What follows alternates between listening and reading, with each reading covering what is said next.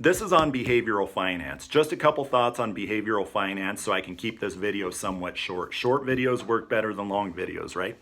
So behavioral finance has really proliferated over the last 10 years or so, since that second crisis in this new millennium, right? You had the dot-com bust and then you had the financial crisis. This started in 2007, 2008. We are in a new normal to where there is so much more to one's money than just the technicalities that were very prominent in the 1990s and 1980s. 1990s and 1980s, there was not a problem that could not be solved by throwing your money into the stock and bond market, right? So you have this proliferation of behavioral finance. And here's a quick thought on behavioral finance. We as human beings are among the smartest species on Earth. If you were to take the blood vessels in our brains and string them out end over end, you would see that we have over 100,000 miles of blood vessels in a fully developed human brain. But paradoxically, because we are so smart, we're subject to certain biases that other species are not subject to. What do I mean by being so smart, by the way? A week ago, I was standing out in the street in front of my house. I was sweeping off the street because I had just mowed and kicked up a bunch of stuff out in the street. I saw a car come in my direction. It was about a half mile out and it was speeding. It was coming my direction. I knew that within a couple of seconds, that car was going to be where I stood. So I got out of the road, right? My dog does not know to do that. Also, last week it was storming here in Des Moines, Iowa. I saw a lightning bolt streak across the sky.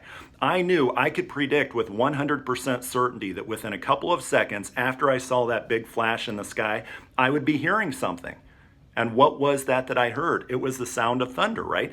So we can predict things that many other species cannot predict. But paradoxically, because we are usually correct in the prediction of things, we tend to be subject to biases. For example, overconfidence bias, right?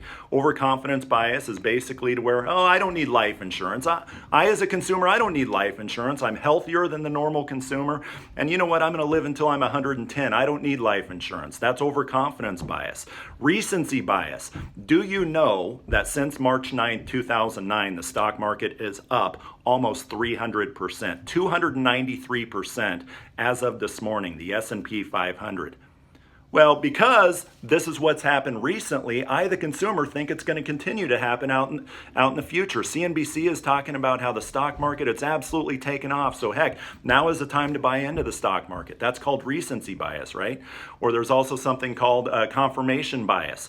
My beliefs, I have certain beliefs, and I could data mine in the media and newspapers online, and I could find some piece of information somewhere, whether it's an article, whether it's a news report or what have you, that confirms effectively what my belief already is, even though that belief may be flawed, right? So there are around 117 biases that you as a financial professional need to be able to identify when you're working with your consumers. And if you can identify those, there are strategies that you can utilize to overcome those biases. Because a bias is like a filter. You could give that consumer all kinds of technical, mathematical information, but if you are not getting around that biasy, their filter is just bouncing that information back to you effectively.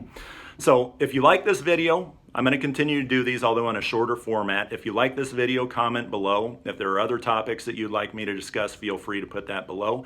And my contact information you can find here on my LinkedIn profile. But thank you for your time and have a good weekend.